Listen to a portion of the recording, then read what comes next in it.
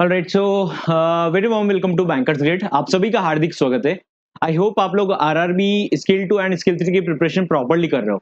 आप लोगों की एग्जामिनेशन 28 दिसंबर को शेड्यूल्ड है गाइस, उसमें कोई भी डेविएशन नहीं है। उसी को टारगेट रखकर आपको आपकी प्रिपरेशन कंटिन्यू करना है, properly up to the mark रखना है, ऑन द ट्रैक रखना है, सो दैट कि आप लोग जो रिजल्ट जो उम्मीद के साथ इस फॉर्म को फिलअप करे थे उसका रिजल्ट आप लोगों को देखने को मिले। नाउ द मेन टॉपिक जो सबका नाइटमेयर बना हुआ रहता है, that is financial awareness, right. Financial awareness में लास्ट ईयर भी ऐसा हुआ दैट 1 से 2 नंबर का कट ऑफ भी कैंडिडेट से क्लियर नहीं हुआ। इवन दो उन्होंने बहुत प्रिपरेशन करा, लाइक मंथली बेसिस पर करंट फाइनेंशियल न्यूज पढ़ा, बट स्टिल उनका स्कोर नहीं आया। तो कहीं ना कहीं एक मेथड या फिर डायरेक्शन का कमी है जहां पर हम लोग वर्कआउट कर सकते हैं, जिससे एटलीस्ट जो हम एफर्ट लगाते हैं उसका रिजल्ट हमको देखने को मिले, राइट। तो पूरा सेशन इसी के ऊपर डेडिकेटेड रहेगा कि फाइनेंशियल अवेयरनेस में आप कैसे स्कोर करें, कौन से टॉपिक्स को प्रायोरिटाइज करना है, कैसे ब्रेक डाउन करना है आपकी प्रिपरेशन को। ऑलराइट, बैच में एनरोल्ड हो तो प्रॉपर्ली जो एग्जीक्यूशन चलता है, क्लासेस चलती है, उसको गो थ्रू कीजिएगा। लाइव नहीं देख पाते तो रिकॉर्डेड एक्सेस करना है। ऑलराइट, और अगर बैच में एनरोल नहीं हो, आप लोगों के लिए सुपर डेडिकेटेड बैच, अभी एक न्यू बैच स्टार्ट हुआ है 1 वीक पहले, जिसको आप कंटिन्यू कर सकते हो अगर आप बेसिक से प्रिपरेशन करना चाहते हो। अगर आप बेसिक से प्रिपरेशन नहीं करना चाहते, आपको लगता है कि यस हमको बेसिक्स क्लियर है, तो आप लोगों के लिए भी बैच है जहां पर आपको दोनों बैच का एक्सेस मिलेगा। इवनिंग का जो बैच रहता है वहां पर आपका प्रैक्टिस चलता है, तो एटलीस्ट एक इन्वायरमेंट क्रिएट होता है, डे टू डे आप ऑर्गेनाइज वे में उसको यूटिलाइज कर पाएंगे। अदरवाइज खुद से सोचते हैं तो इंप्रूवमेंट नहीं आता, जितना प्रिपरेशन पहले था इतना ही रह जाएगा। दैट इज उसको प्रॉपर्ली प्रिपरेशन करना है सारे सब्जेक्ट्स का, सो दैट टोटल आउटकम आपको देखने को मिले। बहुत सारे कैंडिडेट्स को रहता है दैट हम फाइनेंशियल अवेयरनेस या टेस्ट सीरीज का कॉम्बो लेना चाहते हैं। आपके लिए ये सेपरेट कॉम्बो 1799 में, ये कॉम्बो 1799 में, ऑलराइट। बट मेरा आपको वही कहना रहेगा, सजेशन रहेगा दैट फुल बैच में जाइए। थोड़ा सा अमाउंट ज्यादा है बट उसमें आप लोगों का एटलीस्ट पूरा सब्जेक्ट प्रिपेयर हो जाएगा। ज्यादा डिफरेंसेस नहीं है प्राइजेस में। तो जिस टाइम पर भी वीडियो देख रहे हो, बैच में एनरोल करने के लिए व्हाट्सएप कर सकते हो। व्हाट्सएप के थ्रू आप लोगों का एनरोलमेंट होगा, team will help you out with the manual payment process, और आप अपने हर दिन को ऑर्गेनाइज वे में यूटिलाइज कीजिए। एटलीस्ट सारे सब्जेक्ट्स आप लोगों के प्रॉपर्ली कवर हो। ऑलराइट, सो सेशन को स्टार्ट करते हैं। सबसे पहला टॉपिक जो मैं आप लोगों को दिखाना चाहता हूँ, फाइनेंशियल अवेयरनेस में प्रॉब्लम क्या आता है कि कैंडिडेट्स को लगता है कि हम 1 महीने का, 2 महीने का, 6 महीने का करंट अफेयर्स पढ़ लेंगे तो क्या हमारा स्कोर आ जाएगा। बट लास्ट ईयर ऐसा बिल्कुल नहीं हुआ, राइट। अभी मैं आपको 3 साल का पैटर्न दिखाने वाला हूं कि 3 साल के पैटर्न में आप लोगों के कौन से क्वेश्चंस का वेटेज ज्यादा था। सबसे पहले स्टार्ट करेंगे हम 2022 से। 2022 एक ईयर था जहां से आप लोगों का फाइनेंशियल अवेयरनेस थोड़ा टफ आना स्टार्ट हुआ। उससे पहले बेसिक आरबीआई सर्कुलर, जो करंट फाइनेंशियल न्यूज चलता है, जो पीओ में पहले पूछा जाता था, अब पीओ में भी नहीं पूछा जाता। वैसे डायरेक्ट क्वेश्चन आते थे कि यूपीआई का लिमिट बढ़ गया है, कितना हो गया है, कौन सी बैंक ने कौन सा एप्लीकेशन लॉन्च करा है, इतना ट्रांजेक्शन हुआ है, ये जो भी फाइनेंशियल न्यूज चलता था उससे डायरेक्ट क्वेश्चन आते थे। 2022 में क्या हुआ कि report part, figure based part बहुत ज्यादा पूछा गया। अब कैंडिडेट्स को वही लगा कि हमने करंट फाइनेंशियल न्यूज पूरा पढ़ा लेकिन हमसे बना नहीं, राइट। आरबीआई सर्कुलर्स पढ़े, वो भी आउट ऑफ ट्रेंड हो गए। आरबीआई मास्टर डायरेक्शन से कुछ भी डेटा आने लगा, स्टैटिक बेस्ड ज्यादा टॉपिक आने लगे। कहीं ना कहीं आपका जो करंट न्यूज में चलता है उसका स्टैटिक फिगर आपको पता होना चाहिए था। तो ये था पहला ईयर का जो चेंज आया 2022। 2023 में कहीं ना कहीं थोड़ा सा इजी साइड पर करा गया, बट इतना भी इजी नहीं था। 8-10 नंबर कैंडिडेट्स लेकर आ पा रहे थे। करंट फाइनेंशियल न्यूज के कुछ क्वेश्चन थे, आरबीआई सर्कुलर से क्वेश्चन थे, बट गवर्नमेंट स्कीम्स और मास्टर डायरेक्शंस और रिपोर्ट पार्ट यहां पर भी वेटेज ज्यादा था। ये दोनों का वेटेज उस टाइम पर भी ज्यादा था, आरबीआई मास्टर डायरेक्शन और स्टैटिक का।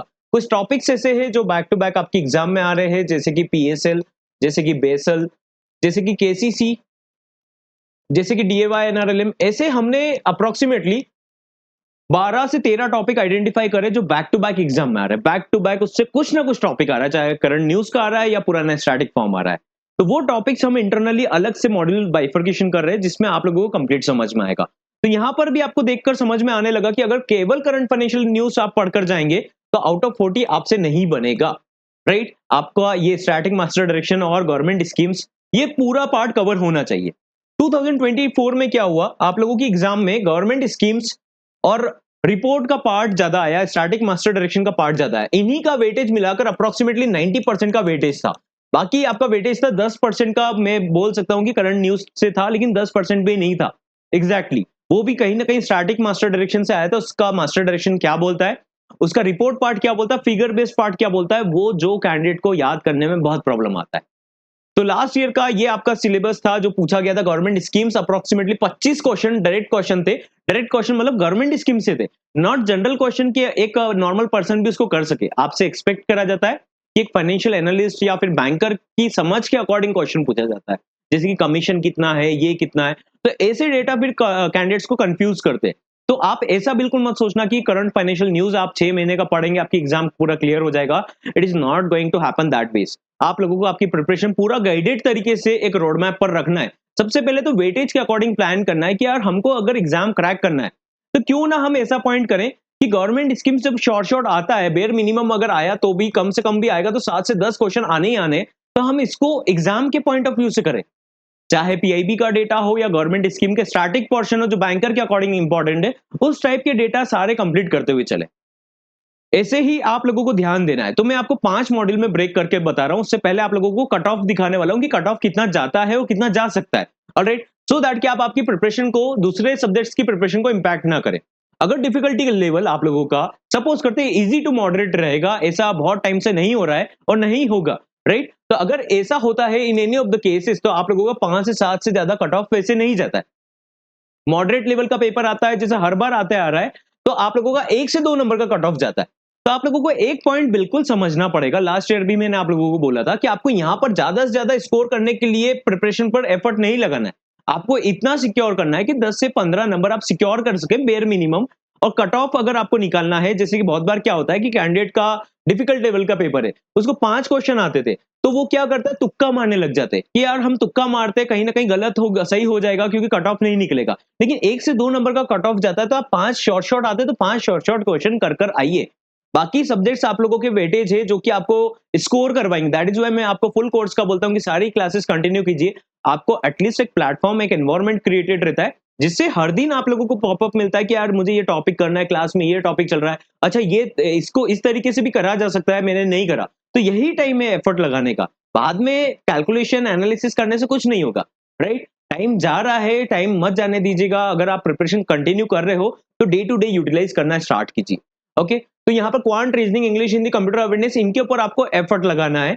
यहाँ पर अगर आपका 5 नंबर भी आता है, डिफिकल्ट पेपर है, तो आपसे नहीं बन रहा है, करंट फाइनेंशियल न्यूज का क्वेश्चन ज्यादा नहीं आता है, तो आप लोगों को इंश्योर करना है कि 5 नंबर आपके, 8 नंबर जितने भी आ रहे हैं, इतने लेकर निकलना है। नेगेटिव मार्किंग नहीं करना है और ना ही अपना पूरा पेपर बिगाड़ना है, ना ही अपनी प्रिपरेशन पर ऐसा एफर्ट लगाना है कि बाकी सब्जेक्ट्स तो गए साइड में, राइट। अगर इजी साइड पर भी आया, मतलब मॉडरेट साइड पर भी आया, तो आप लोगों का 5 से 7 नंबर से ज्यादा कट ऑफ नहीं जाता। तो कुछ भी हाइपोथेटिकल ऐसा थिंकिंग नहीं रखना है कि 25 नंबर कैसे लाएंगे सर, 40 में से 30 नंबर कैसे लाएंगे सर, ऐसा बिल्कुल मत सोचना, क्योंकि फाइनेंशियल अवेयरनेस बहुत वास्ट सब्जेक्ट है। इसमें नॉट ओनली बैंक्स, इसमें एनबीएफसी से लेकर, इसमें एएमसी से लेकर, इसमें स्टॉक मार्केट से लेकर, इसमें सेबी की जो भी गाइडलाइंस चलती है, नाबार्ड की गाइडलाइंस चलती है, ये सभी पूरा टोटल गवर्नमेंट के बजट से लेकर सब कुछ मिलकर फाइनेंशियल अवेयरनेस बनता है। करंट अफेयर्स नहीं है कि आपने 6 महीने का पढ़ा क्वेश्चन आ गया, ये फाइनेंशियल अवेयरनेस है। उसमें भी करंट अफेयर्स में भी लिखा जाता है इकोनॉमिकल से ज्यादा डेटा आएगा, बट स्टिल आपका फाइनेंशियल अवेयरनेस का सिलेबस बहुत डिफरेंट है। ओके, तो मैं आपको पहला पॉइंट बताऊंगा कि आपका स्ट्रैटेजी क्या होना चाहिए। देखो, जो आपके टॉपिक्स है, सबसे पहला पॉइंट आपको ध्यान रखना है, ये जितना जल्दी आप समझेंगे ना, इतने जल्दी आपके एफर्ट्स उस डायरेक्शन में आएंगे। उस डायरेक्शन में आएंगे तो ज्यादा इतना एफर्ट नहीं लगेगा और स्मूथली आप इन बचे हुए दिनों को यूटिलाइज कर पाएंगे। पहले मैंने इनको 5 मॉड्यूल में डिवाइड करा। आपकी प्रिपरेशन को आपको 5 मॉड्यूल में डिवाइड करके प्रिपरेशन करना है। सेम बाइफरकेशन आपके कोर्स में भी हो जाएगा, तो आप लोगों को आइडिया रहेगा कि इतने हम पढ़ेंगे तो हमारा इतने नंबर आने के चांसेस बन जाएंगे। हमने जो इंटरनली स्टैटिक फाइनेंशियल अवेयरनेस और आरबी मास्टर डायरेक्शन में से अप्रोक्सीमेटली 12 से 13 टॉपिक्स आइडेंटिफाई कर लिए, जो आपके सेपरेट अवेलेबल हो जाएंगे। अभी कुछ कवर भी हो चुके, लेकिन सेपरेटली और अवेलेबल हो जाएंगे, जिसको एटलीस्ट आप करेंगे तो 12 से 13 टॉपिक जो बैक टू बैक एग्जाम में आ रहे हैं। हर एग्जाम में ऐसा पॉसिबल नहीं हुआ है कि पीएसएल का टॉपिक नहीं आया हो, बेसल का टॉपिक नहीं आया हो, डीएवाई एनआरएलएम का टॉपिक नहीं आया हो। ऐसा बिल्कुल पॉसिबल नहीं कि रिकवरी के नॉर्म्स में से कुछ टॉपिक नहीं आया हो। ऐसे हमने 12 से 13 टॉपिक्स को आइडेंटिफाई करा है बैच में, जिसको आप अगर करेंगे तो डेफिनेटली बेयर मिनिमम भी, अगर आपका नंबर सपोज करते 12 से 13 टॉपिक रिपीट नहीं हुए, तो 5 से 6 नंबर आप बेयर मिनिमम कम एफर्ट्स में स्मूथली आप लेकर आ पाएंगे। इसीलिए मैं आपको बार बार बोलता हूं कि करंट न्यूज के पीछे इतना मत जाइएगा कि 6 महीने का न्यूज हम पढ़ने बैठ रहे और हमको लग रहा है कि हमने पूरा पढ़ लिया, जबकि आपके पोर्शन में स्टार्टिंग और मास्टर डायरेक्शन का पार्ट है, राइट, फाइनेंशियल अवेयरनेस है। ओके, तो ये टॉपिक्स हम लोग इस तरीके से बाइफरकेशन कर देंगे, एक सेपरेट आप लोगों का अरेंजमेंट कर देंगे उसी में। ओके, सेकंड पॉइंट आता है आरबीआई सर्कुलर्स। आपको लगता है खाली सर्कुलर आरबीआई के आते हैं? सेबी का सर्कुलर लास्ट ईयर स्किल 3 पर पूछा गया था। NABARD circular last to last year ज्यादा पूछे गए थे। तो हमको रेगुलेटरी के सारे सर्कुलर्स पढ़ने हैं। आरबीआई के सर्कुलर, सेबी के सर्कुलर्स, आईडीआई के सर्कुलर्स, नाबार्ड के सर्कुलर्स, ये सारे सर्कुलर्स हमको पढ़ना है। और ये इतना उम्मीद नहीं लगाना है कि 40 में से 20 क्वेश्चन आ जाएंगे, ऐसा बिल्कुल उम्मीद नहीं लगाना है। हमको पूरा प्रैक्टिकली सोचना है, इसमें टाइम नहीं लगता है। इसको मैंने आपको प्रॉपर्ली समझाया है क्लास में। आप इसको याद करेंगे ना, मतलब आप समझ गए ना, तो अगर आपने नोट बना लिया, तो आप लोगों को बार-बार एफर्ट नहीं लगाना पड़ेगा। मैं नोट का इसलिए बोलता हूँ आप लोगों को, क्योंकि जब आप इस पर जंप बैक करेंगे, आपको कुछ टॉपिक नहीं समझ में आया था, आपने समझा क्लास में, आपने उसको हल्का-सा नोट में लिख लिया। जब आप उस पर जंप बैक करेंगे, तो आपको स्टार्टिंग से एफर्ट नहीं लगाना पड़ेगा कि पहले से ज़ीरो से पढ़ना पड़ रहा है ना? स्मार्टली आपको टाइम को यूटिलाइज करना पड़ेगा कि हमने इतना पढ़ा है ना, तो इतनी पर ही अटेंशन रखना है और उसी को रिवाइज करना है। अपने नोट से करेंगे तो बहुत बेटर रहेगा, नहीं करेंगे तो आपको थोड़ा एफर्ट ज्यादा लगेगा। आपको लगता है ना कि हम बाईपास करके फटाफट फटाफट ज्यादा से ज्यादा पढ़ ले, ज्यादा से ज्यादा पढ़ेंगे लेकिन रिवीजन कुछ नहीं होगा और नंबर भी नहीं आएगा। तो दैट इज कम पढ़ना है लेकिन प्रॉपरली पढ़ना है। ये सर्कुलर्स पूरा आपको पढ़ना है, राइट, जो बैच में हम लोग डिस्कस कर रहे हैं। गवर्नमेंट स्कीम्स किसी भी केस में नहीं छोड़ना है। लास्ट ईयर 25 क्वेश्चन अप्रोक्सीमेटली आए थे। उसका भी पूछने का एक तरीका है। डायरेक्ट क्वेश्चन आपसे नहीं पूछता है कि ये स्कीम क्या काम करती है, आपसे उसके बारे में फंडामेंटल्स पूछता है ना, जो बैंकर को पता होना चाहिए। तो आप लोगों को गवर्नमेंट स्कीम्स के ऊपर पूरा वेटेज हमने मोस्टली कवर करा है और उसके बाद में वापस से कवर कर रहे हैं। नवंबर से पहले पहले आपको एजेंडा बनाना है कि गवर्नमेंट स्कीम्स कवर करा तो हर बार एटलीस्ट बेयर मिनिमम 5 से 10 क्वेश्चन तो आते ही आते हैं डायरेक्ट, है ना। 5 से 10 क्वेश्चन जो हम आइडेंटिफाई कर रहे हैं उनमें से आएंगे ही आएंगे। 20 से 25 गवर्नमेंट स्कीम्स मैक्सिमम डिस्कस होगा, जो कि आपके लिए बहुत फ्रूटफुल रहेगा। एटलीस्ट आपको ये क्लियर रहेगा कि यार ये क्वेश्चन में पढ़ेंगे या फिर ये टॉपिक्स हम पढ़ेंगे तो इसमें से क्वेश्चन आने के चांसेस रहेंगे, क्योंकि हम कहीं ना कहीं डाइवर्टेड प्रिपरेशन करते हैं। हमको लगता है कि हम करंट फाइनेंशियल न्यूज पढ़ेंगे, वहां से टॉपिक्स आ जाएंगे, आ नहीं रहा है लेकिन, है ना। और वो करना इतना मुश्किल नहीं है, वो टॉपिक्स तो स्टोरी जैसा आपको आराम से समझ में आ जाएगा। हम लोग जो एजेंडा बना रहे हैं करंट फाइनेंशियल न्यूज के ऊपर, वो है 4 महीने का। 2 से 3 महीने से ज्यादा आपका नहीं आता है। सितंबर, अक्टूबर, नवंबर और दिसंबर आप लोगों का एग्जाम 28 दिसंबर को है। 25 दिसंबर तक का डेटा आप लोगों की एग्जाम के लिए इंपॉर्टेंट रहेगा।